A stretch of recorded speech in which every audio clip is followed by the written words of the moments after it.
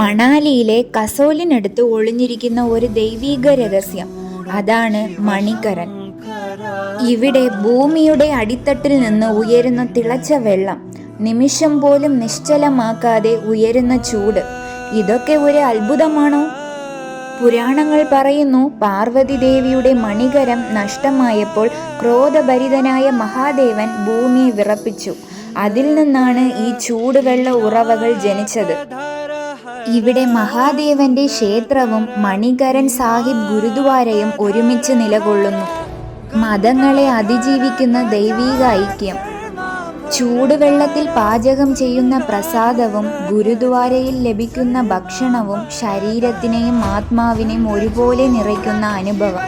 പ്രകൃതിയും വിശ്വാസവും കൈകോർക്കുന്ന സ്ഥലം, മഹാദേവന്റെ സാന്നിധ്യം നേരിട്ട് അനുഭവിക്കുന്ന ഇടം, അതാണ് മണികരൻ.